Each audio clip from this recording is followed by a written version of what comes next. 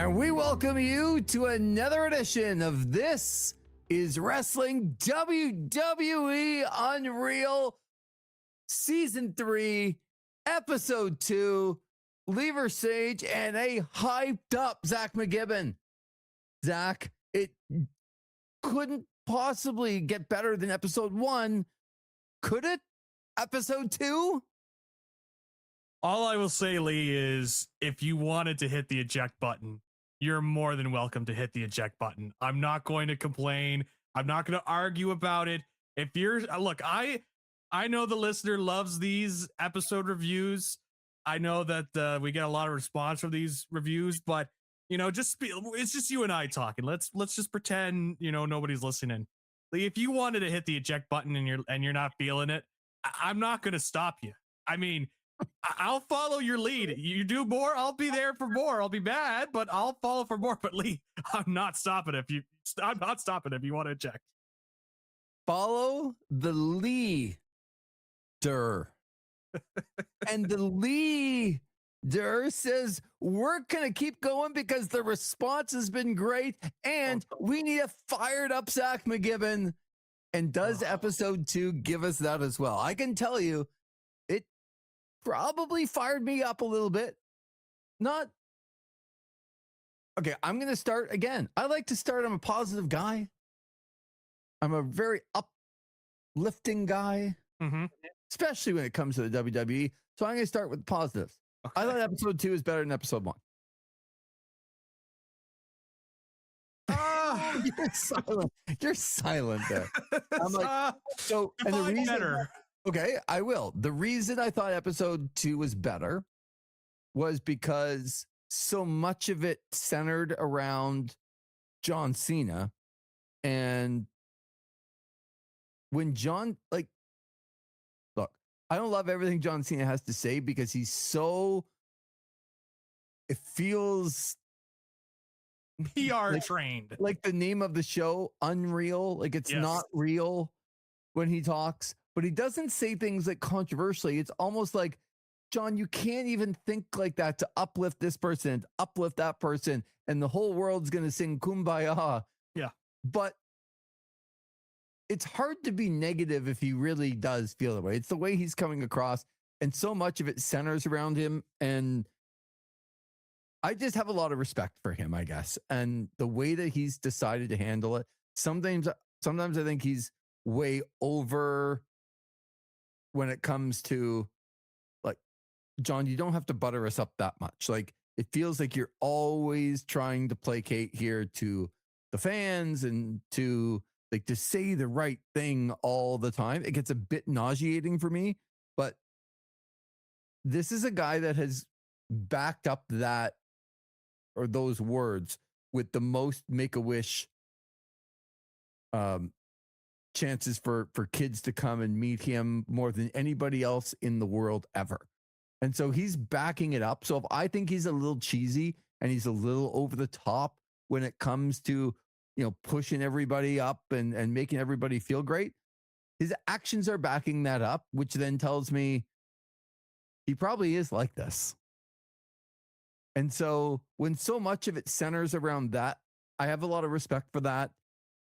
And to me, the more John Cena in a show, the less of other people that I probably don't respect as much and probably could get more mad at. That's a real long way of saying I enjoyed episode 2 more than episode 1 because there was more John Cena in it. Well, I hate to be the bearer of bad news here, Versage, but this is probably the end of John Cena based on the way that this story has played out in this episode. Look, with John Cena, I'm a little bit more with him. I feel like he's a nice guy for sure. I think the Make-A-Wish fulfillments are a great thing, and he does a lot of positive things. And I do think a lot of his mindset that he talks about is very true, but waiting for the butt here. Yeah. But it came. Yeah. It does feel like I'm listening to a chat bot every once in a while where he's just throwing out the prompts that are given to him. And he's saying a lot without saying anything. So he says it very eloquently, but also I'm like, John, that's really nice of you to say, but I didn't learn a damn new thing about this.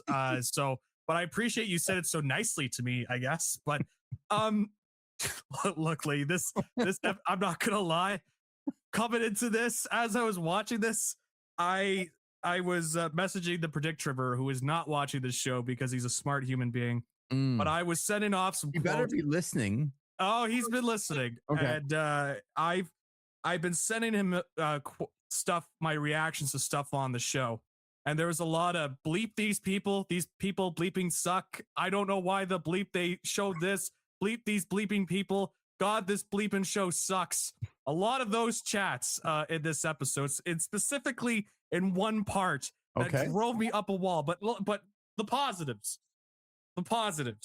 Yes, the John Cena stuff was, he's a nice guy. That's a positive. What else is a positive, Zach? I thought the Liv Morgan background info was actually kind of interesting. Yep. I thought they did a good job of that. Again, some of the character profiles on this show, when you actually get to know about the human being, are pretty solid. Yeah. And it's the booking that drives me up the wall, and they're showing these creative team meetings and all this stuff. So let's just dive into this and just get my rage out before, Yeah, exactly. Everything. So one of the things with the character development as well, and the behind the scenes and getting to know people, I don't want to say that the worse the story, the better it comes across. But with Liv Morgan, I thought they did a pretty good job at showing through like some of her words, like she swore more than other people. Yep. And it was like she came from Hooters and she put Hooters over about it being a family restaurant. Kids eat free on Tuesdays. It's like, oh, well, that's good to know. That's what she said. I know. I laughed when she said it as well. But I guess, like, I thought she came across like she said that she was, in that she didn't come from this. She didn't come from the wrestling background. She didn't come from an unbelievable upbringing. And she has had, like, sometimes it's cliche. Like, I've had to fight for everything I've got, because when people get to the very top level of whatever they're trying to do, they always have a story. Yep. And they always have had some things go wrong.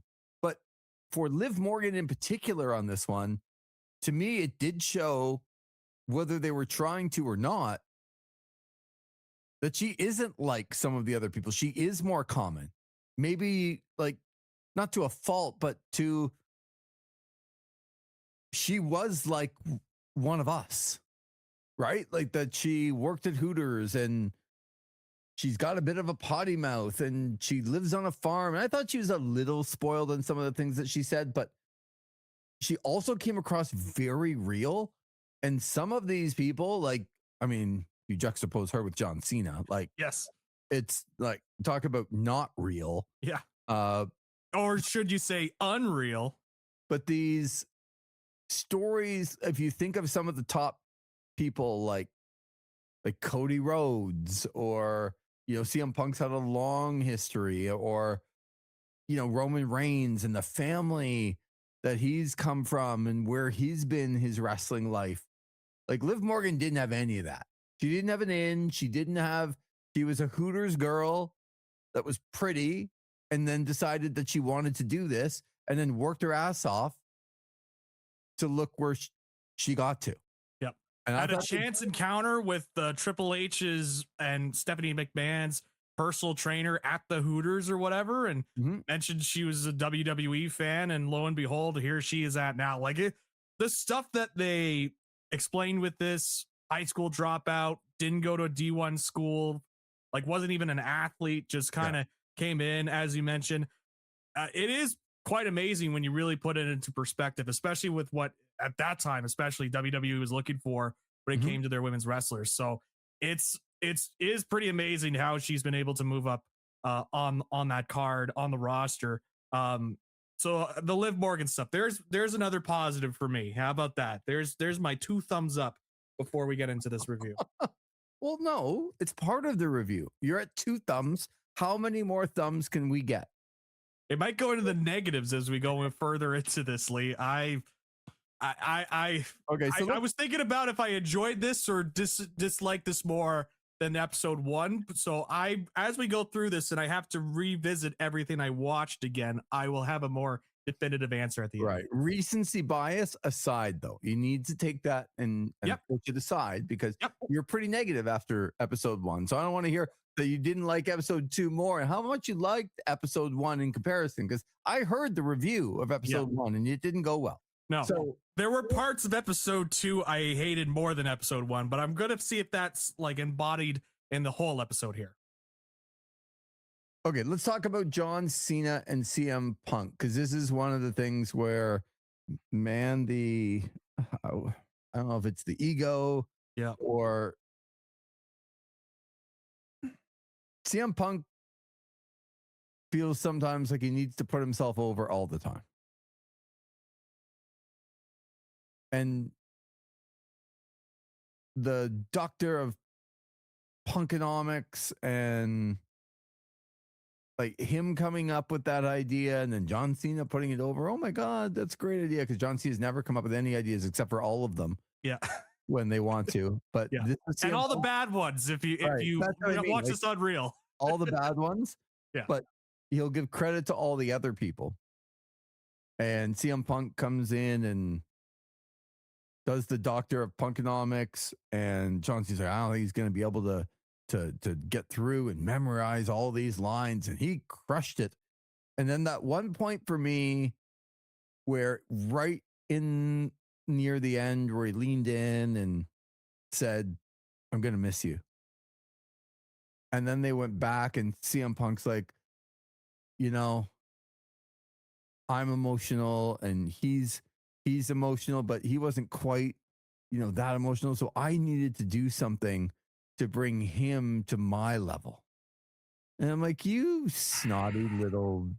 There's a certain motion I'm making on the screen to Lever Stage that you can't see as you're listening in. You snotty little, like, come on, man. Yeah. Like, there's no way. Like, we're doing this whole thing, and now in the middle of your doctor of punkonomics, which John's now put you over for thinking of and being all this brilliant rapper guy, you leaning in to say, I'm going to miss you, was the emotion that John Cena needed to get to his level of emotion, because he was emotional. He is just out there taking all the credit for everything. And like, they just made way too big of a story for me out of leaning in and going, I'm going to miss you. I know. Like, that, and also just this idea. It's like, man, Phil was just sitting on his porch one day. He's, rocking in his chair, and he's thinking about the Dr. Thugonomics, like punk, because he thinks about himself. Right. Punk. Punkonomics. Whoa, like it was this mind-blowing, great idea. It's like, what if I just did the Thugonomics gimmick? It was so original.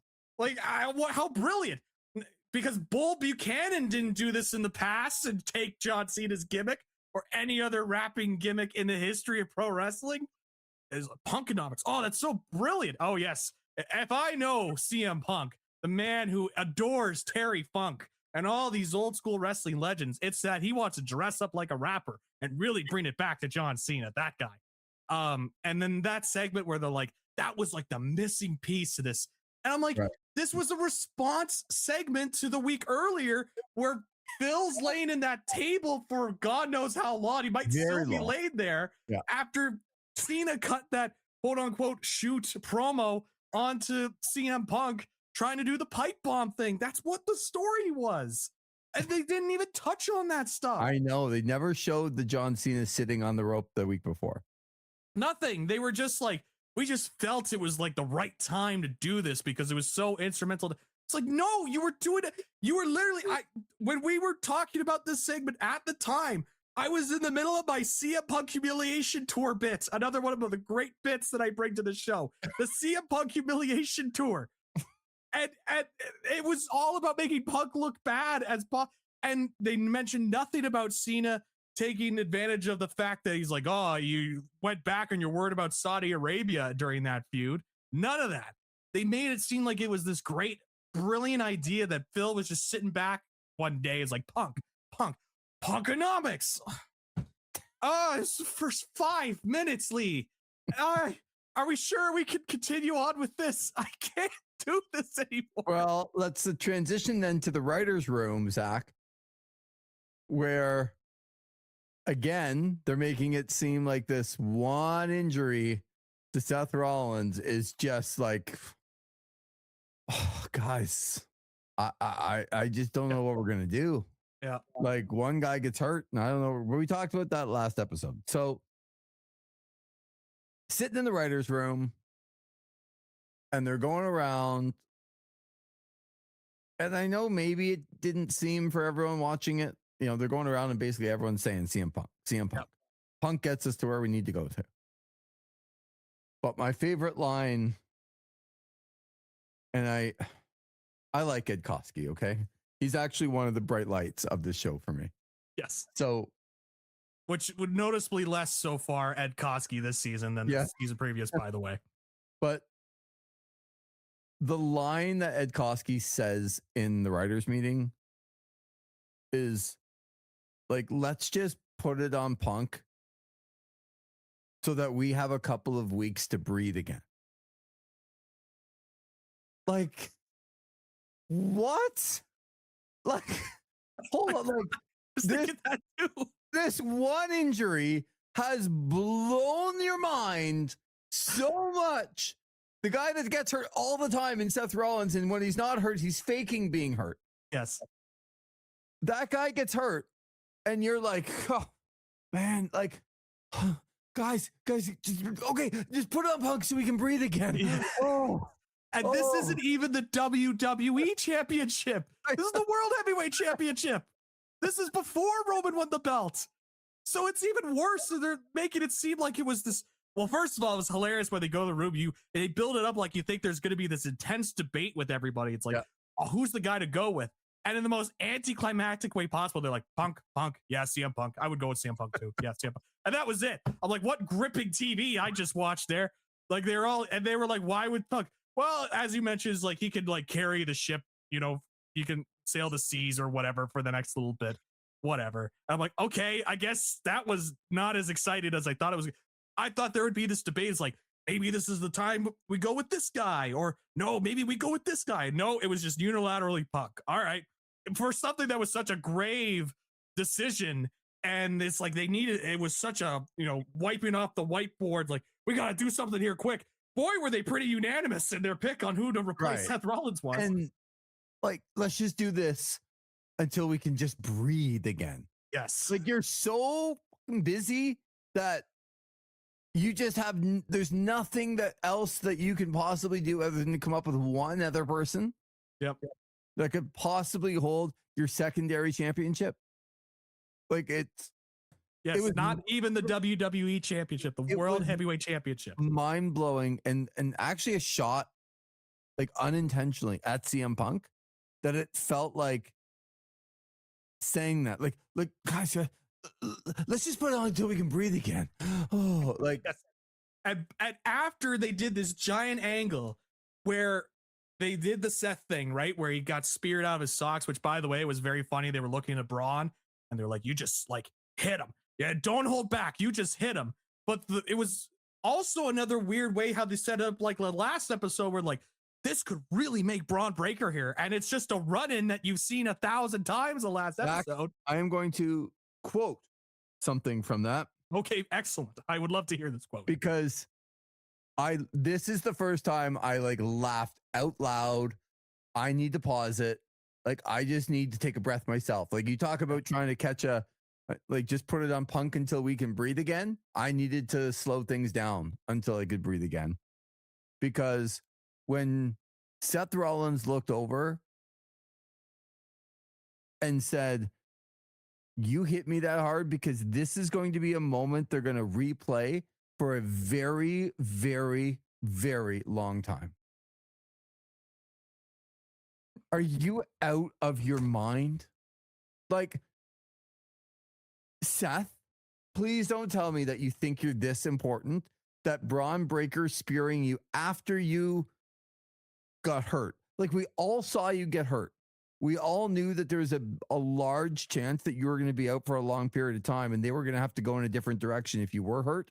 Mhm. And then Braun Breaker spearing him is something. Zach, have you ever seen it replayed? Like I don't even really remember. Like I remember it happening, Yep. but it was just another episode of Raw. Yep. And I remember it was big when it happened. I was like, oh my gosh, this could be the thing that sets Braun Breaker on that path upwards. Like, and I remember praising it at the time. It's like, this could be the elevation path. But we know how that has gone so far since then. It has not been anything that like they have replayed or anything like that.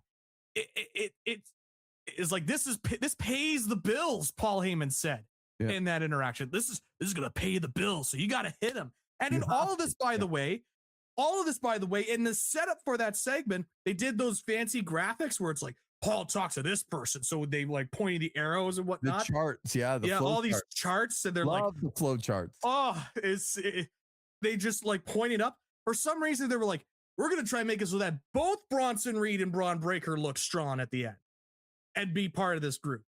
But the whole segment is designed around Braun Breaker looking great.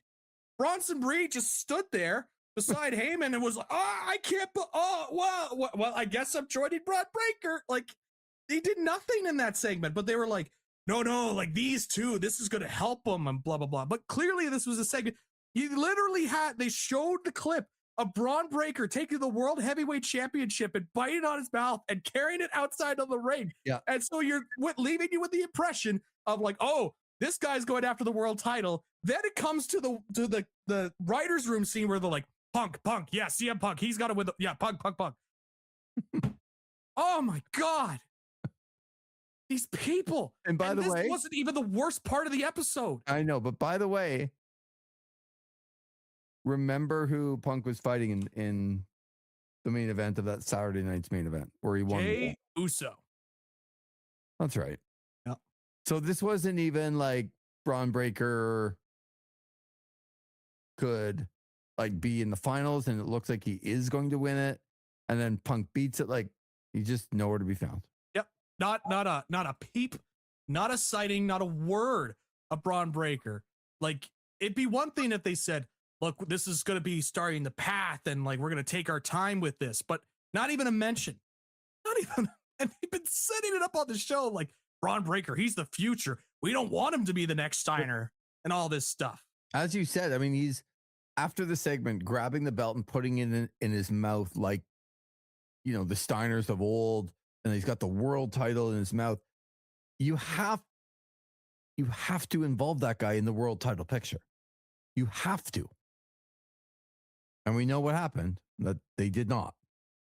Correct. So I know we talked a little bit about Liv Morgan and the background stuff,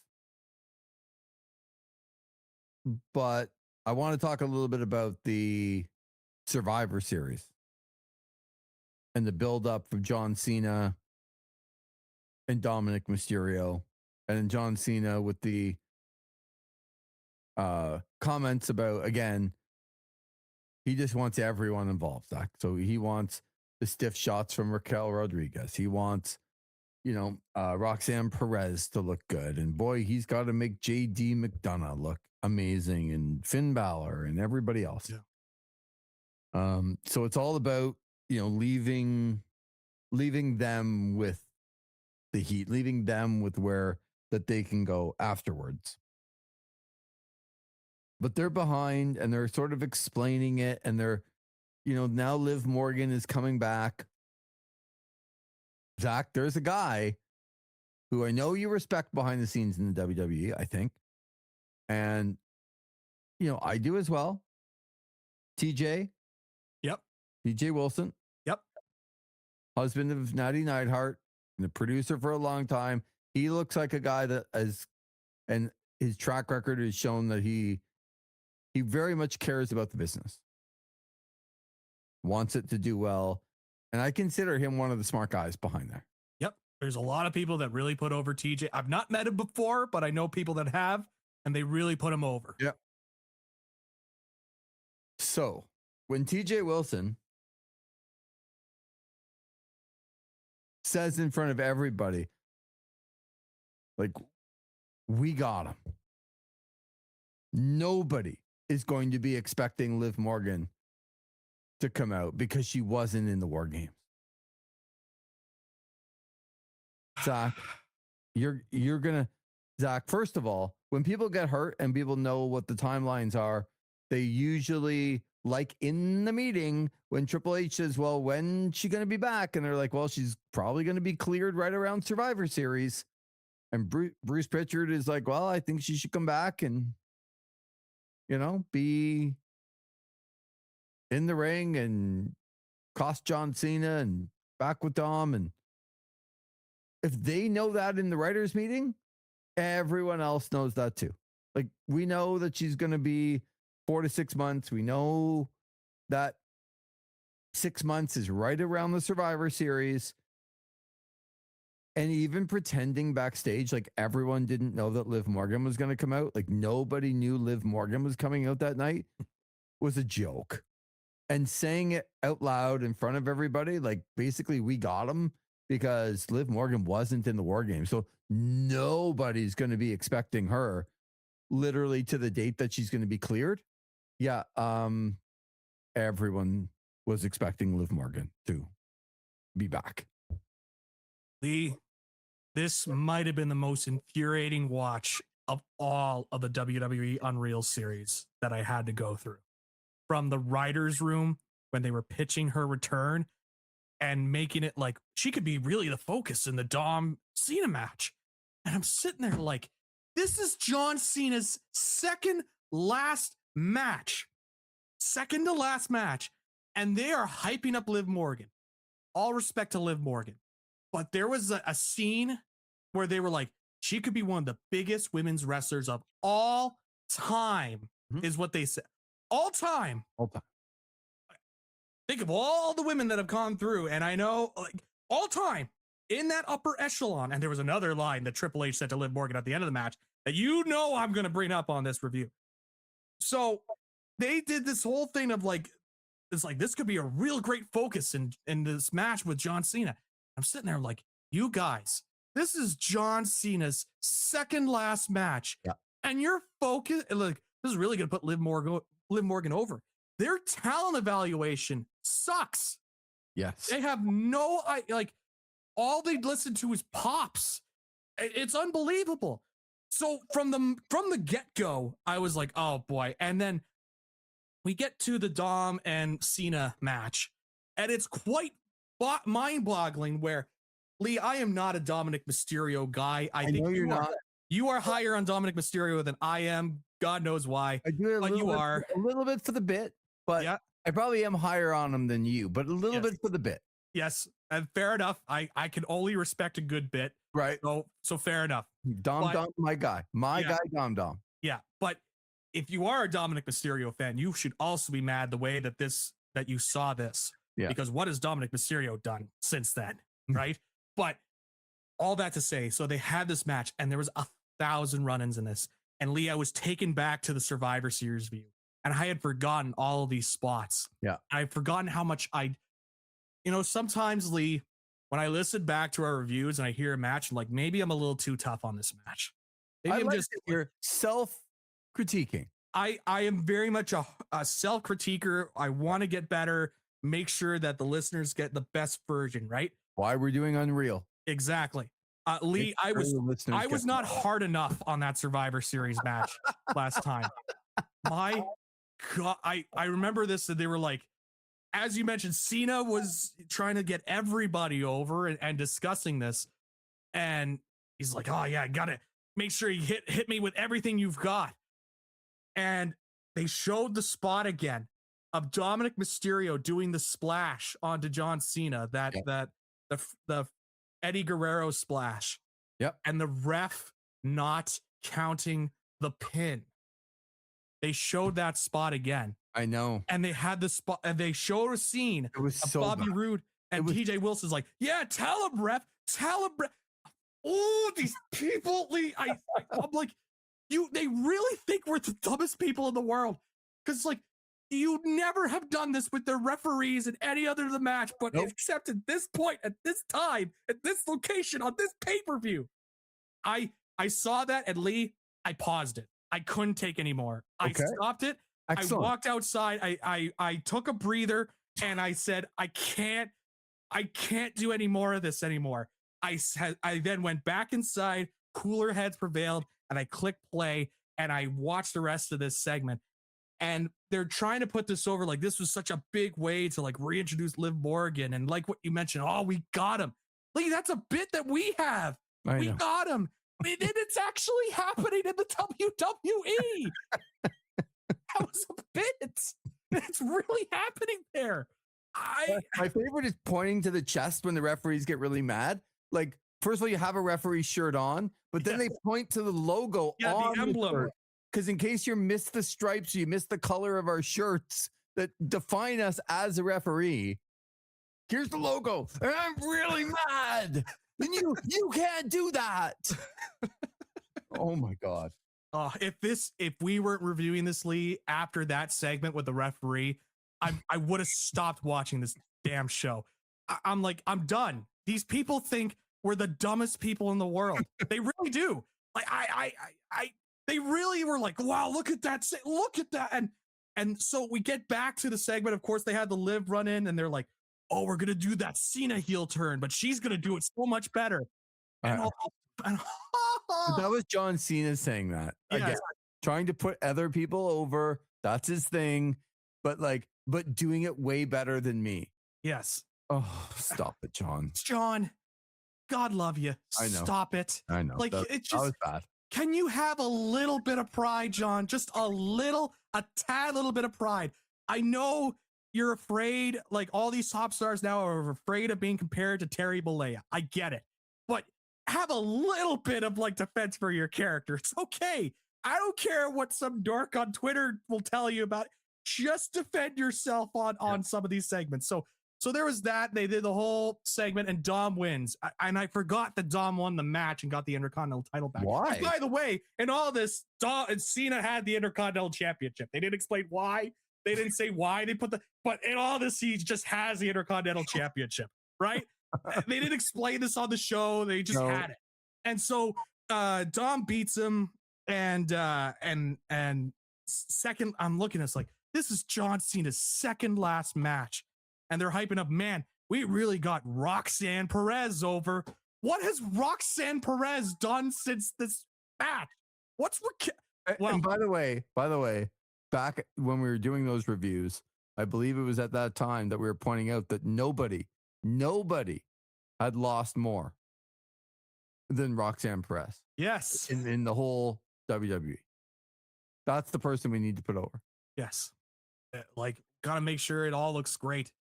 And so they had the scene at the end, and Liv's like coming in, they're all congratulating. And there was a funny line about Liv saying, hopefully I didn't, break your balls or something like that, I think is what she said, which was legitimately funny. But Lee, there's the scene with Hunter looking at Liv Morgan, and it's like, you're a ring general now. I know. You're a ring general. I can put you at any spot on the card, and I know you can deliver. I didn't have to like walk out of the room and like huff and puff and do all that stuff. Yeah. But I did pause it right at the ring general to contain a little bit of laughter before I could go on.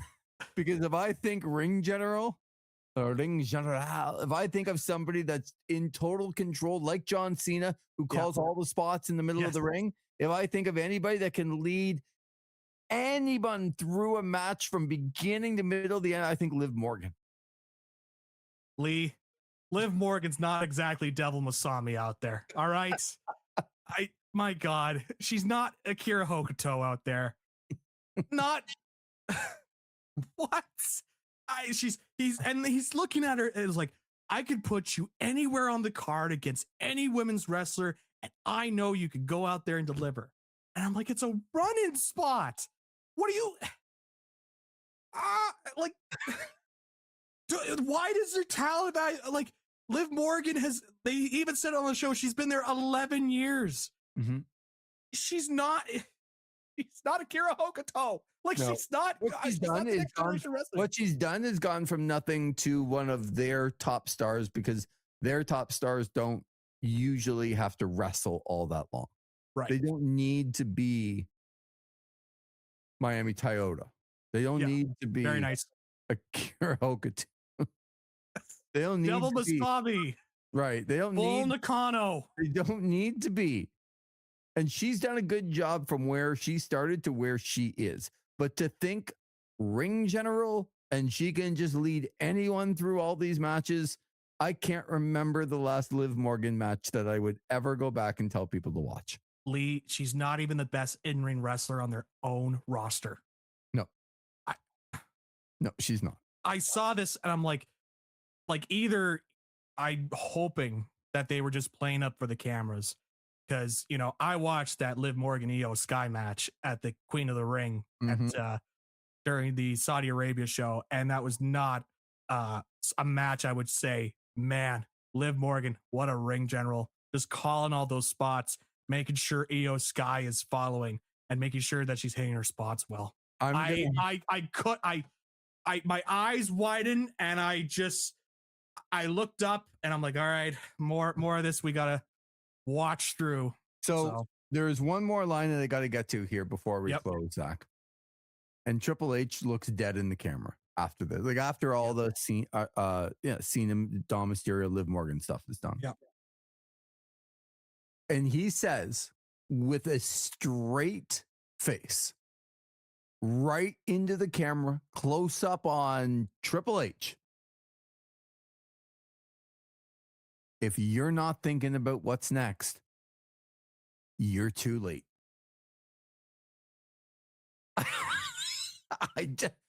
So this was my point where I could not contain myself. Like, this was like, are you fucking kidding me? You guys can't think about tomorrow. You don't like. You panicked when one of your guys got hurt. Jack, we got to put the title on Punk and just have a couple of weeks to breathe. We don't like that. They said this earlier in the show. We just need to breathe. Like we don't know. We don't know what to do. We don't know what to do. Yeah. Maybe all that air they were gasping for made Triple H think that Liv Morgan's a ring general. Maybe that's the reasoning for that. Zach, Triple H looked dead in the camera and said, if you're not thinking about what's next, you're too late. This company is the antithesis of thinking ahead. They're in the writer's room basically going, we don't know what's happening next week. You expect us to book Backlash with only 3 weeks? It's tough pay-per-view to book, Lee. with only 3 weeks? Yeah. They're literally the company that is showing you in real time that they don't think ahead at all. Like last episode, they were talking about the pay-per-view on Saturday night. They had no idea what they were doing Monday. Remember coming up to Seth Rollins and Becky Lynch and basically like, hey, I just got this idea. I was just sitting here like while you guys were out. Like maybe you just don't come on the show. Like what? I don't know. I haven't really thought about it, but what do you guys think? For like 48 hours later, and he's on the television saying, if you're not thinking about what's next, you're too late. This was my point. Was he talking about himself? Like I just like, there was that line, and the line for me that also just like they were explaining why John Cena's last match couldn't be at WrestleMania. Instead, it was at a random Saturday night's main event, and they felt that they had to do it. Q4. Yeah. So John Cena's like, he's looking into the camera, and he said, you know, a lot of fans, they really wanted the match at WrestleMania. I was saying, you know, it's already sold out. Already sold a lot of tickets, which if you looked at this past year's WrestleMania, that's actually not true. They could have used a couple more tickets. But let's just pretend it was. Let's just pretend John Cena's right. Who did they bring in last minute to be the guest host to try and raise tickets? Yes. It's like they brought in Pat McAfee. John Cena. Yeah. It's like, but put that aside for a moment. It's like, you know, WrestleMania's already a sold event. It's like, what better way to go out than, I'm paraphrasing here, but what better way to go out than in the worst quarter in Q4 for the WWE financially at the end of the year on a December TV taping. Because you know what I think, Zach? TKO and WWE, they really suffer in Q4. Oh man, what can we do to help this poor family-run business that's just suffering in well, Q4? not only that, as a fan, why do I care about Q4? I don't care about Q4.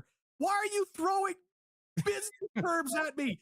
I'm a fan. I'm fans don't care. It's like, you know what? That makes sense. They really need to get those Q4 profits up. No one, not a reasonable thinking person would think that as a fan.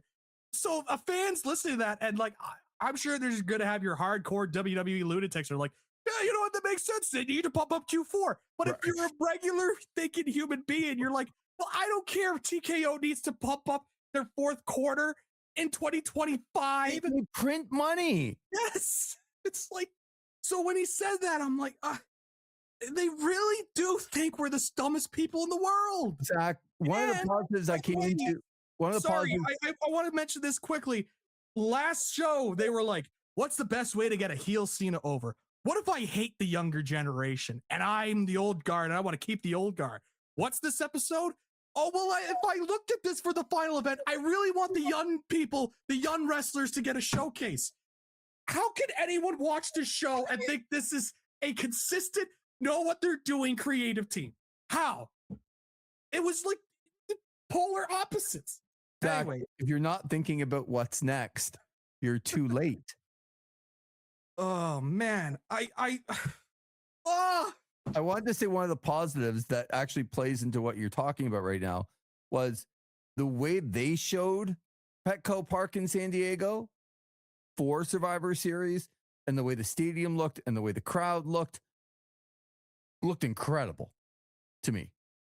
Like an amazing, to the point where it'd be like, if they had a big show that I actually cared about, which I'm not sure, but I would maybe want to go to that venue to watch a wrestling event because it looked awesome, but it also looked sold out with like 44,000 people, which is at the end of Q4, by the way, in November. Correct. I just would like to point that out. Yes. Not very far away from where John Cena's event was, which was like $1 million a ticket to get in because they need the money. Robbing people of that night. The tickets were just too exorbitant. Like, they passed the point. So I can't wait for that build up into WrestleMania, how they're going to explain that one away. So I have heard, I told a couple people that I enjoyed episode 2 more than I enjoyed episode 1 because it was more about John Cena. Mm-hmm. As you've correctly pointed out, that's the end of the John Cena story here. Yep. And for some other people that have watched,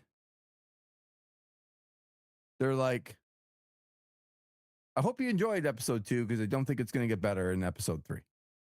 So I'm very much looking forward to hearing a Zach McGibbon after episode 3.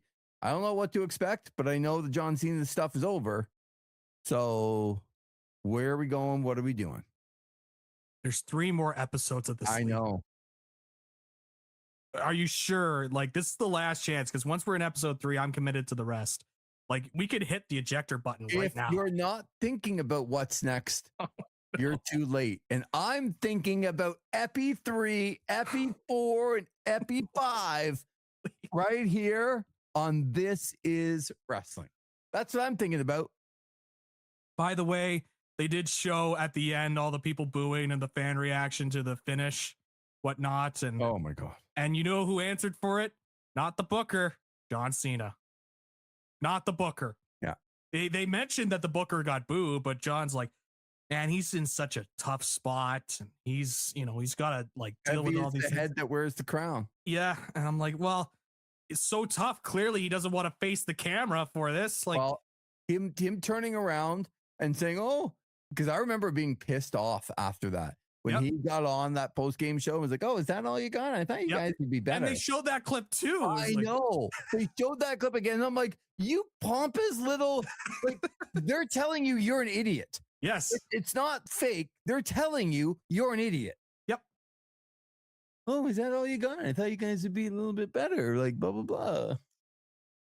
My God. He's so pompous. Sometimes it's out of this world. Yeah. But 3 more episodes to find out, Zach. God help me.